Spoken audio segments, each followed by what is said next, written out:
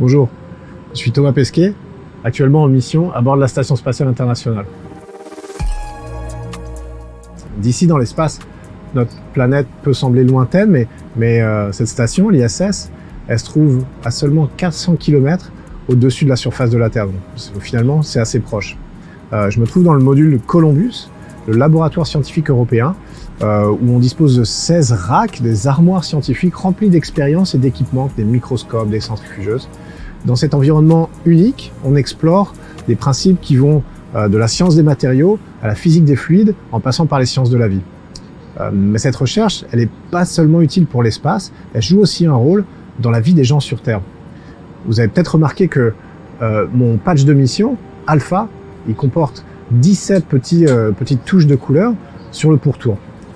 Chacune d'entre elles représente un des objectifs de développement durable des Nations Unies, les ODD. Les ODD sont un ensemble d'objectifs mondiaux visant à assurer un avenir meilleur et plus durable d'ici la fin de cette décennie.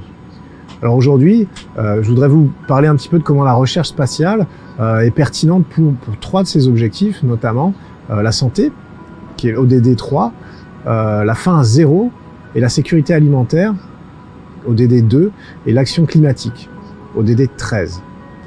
Alors d'abord, parlons de la santé. En apesanteur, notre corps ne travaille pas aussi dur qu'il fait normalement sur Terre pour bouger, pour se déplacer, pour être debout. Alors ça peut être amusant évidemment de flotter toute la journée, mais ça signifie également que nos os et nos muscles s'affaiblissent tous les jours. Si la perte d'os et de muscles à un rythme accéléré, pas formidable pour la santé des astronautes, elle est très utile pour la recherche. Récemment, des données ont été recueillies auprès d'une douzaine d'astronautes lors de missions de 6 mois à bord de l'ISS afin d'observer les changements dans leur structure osseuse. Ce travail a permis d'ouvrir la voie au développement de scanners à haute résolution qui analysent les maladies des os et des articulations en 3 minutes seulement. Cette imagerie en 3 dimensions, qui est non invasive, elle est essentielle pour évaluer l'architecture microscopique des os et leur solidité, tout en exposant le patient au final à de très faibles niveaux de rayonnement. Ici également à bord, dans l'installation cubique qui est rangée derrière moi, l'expérience Molecular Muscles s'intéresse à des très petits vers de terre qui présentent quelques similitudes essentielles avec les muscles humains pour étudier comment les structures musculaires et les gènes sont affectés par les vols spatiaux. En étudiant comment et pourquoi nos muscles se modifient dans l'espace, on peut apprendre à contrecarrer ce phénomène, alors non seulement chez les futurs astronautes qui vont vers la Lune ou vers Mars, mais potentiellement pour aider les personnes sur Terre qui souffrent de pathologies musculaires. Voyons ensuite comment la recherche spatiale contribue à la lutte contre la faim et la sécurité alimentaire. C'est l'ODD 2. Ici, juste à côté de moi, dans Biolab, on étudie depuis des années une algue bleu-vert qui s'appelle Spirulina dans une expérience qui s'appelle Arthrospira B.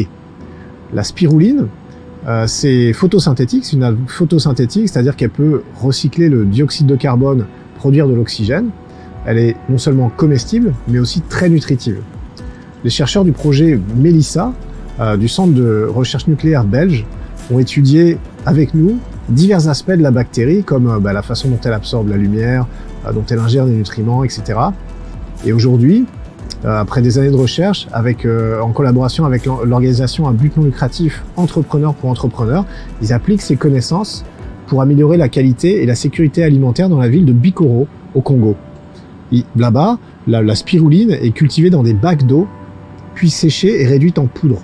10 grammes seulement, saupoudrés sur la nourriture chaque jour, suffisent à satisfaire la plupart des besoins alimentaires et à compléter le régime avec les protéines, la vitamine A et le fer dont on a tant besoin. Voyons comment la recherche spatiale peut nous aider à comprendre le climat de la Terre. Alors derrière moi, à l'extérieur du laboratoire Columbus, se trouve une petite expérience qui s'appelle ASIM, Atmosphere Space Interaction Monitor.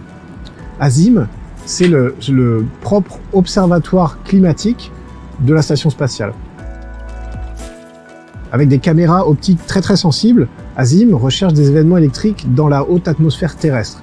Ces observations pourraient nous permettre d'obtenir des indices sur la façon dont la foudre est initiée dans les nuages et peuvent améliorer notre compréhension de l'effet des orages sur l'atmosphère terrestre et au final aider à construire des modèles climatiques plus précis. Voilà, j'espère que vous avez apprécié cette vidéo et appris aujourd'hui peut-être comment la recherche spatiale est utilisée pour améliorer la qualité de la vie au quotidien sur notre planète. Au revoir à tous.